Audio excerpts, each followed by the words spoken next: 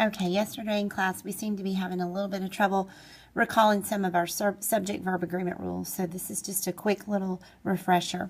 First of all, subject must agree with its verb in number. In other words, if you have a plural subject, you must have a plural verb.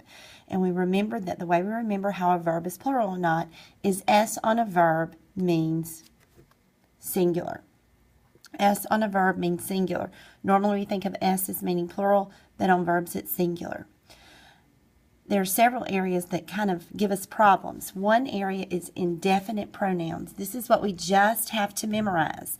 They're listed in red on page 462 and 463. There's a group that's singular, there's a group that's plural, and there's a group that can be both. You must know those. Remember that anything that ends in one thing or body, like anyone, anything, anybody, everyone, everything, everybody is singular, along with each, either, neither, and one. You've got to remember that. So here are a few examples of how you work through that type of sentence.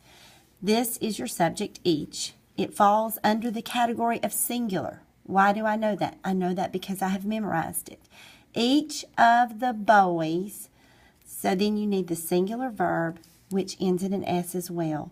So it's plays. Many falls under the category of plural. How do I know that? Because I have memorized it from that list. Many, you need the plural verb, have come. Some is one of the pronouns that follows in the category of both. It can be singular or it can be plural. The way you tell is by looking at the object of the preposition that follows it, and you go with whether that is singular or plural. In this one, some, fruit. Fruit is singular, so you go with the singular verb. Some girls. Girls is plural, so you go with the plural verb.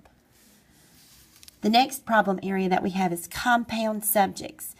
If you have the word and joining singular subjects or plural subjects, actually, it takes a plural verb unless the two subjects name one person.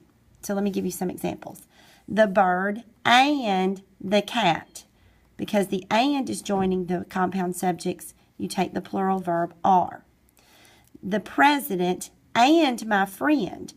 These are actually the same person, and you can tell that from the construction of the sentence. Is, so you take the singular verb.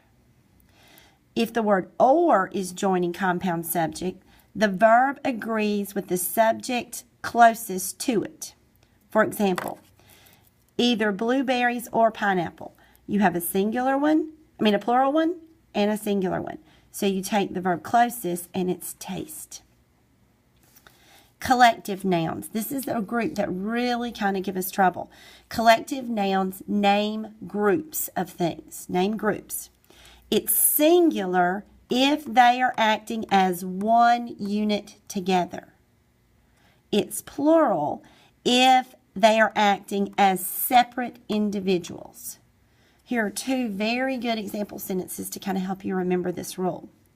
The class has or have decided to have a science fair. They made one decision. It was, they weren't divided. They made one decision to have one fair. So they're acting as one unit. So it's singular. The class divided in their opinions. So they have many opinions. They're not working together as a collective unit. They're working as individuals. So it's plural, were.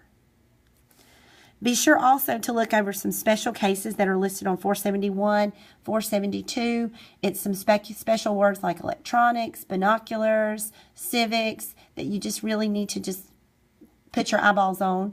Also, there's a rule about cities and states that look plural and works of art that look plural, but they're always singular. So just read over those couple of rules on 471 and 472, and hopefully this will help you refresh and wipe away the cobwebs a little bit for your homework tonight.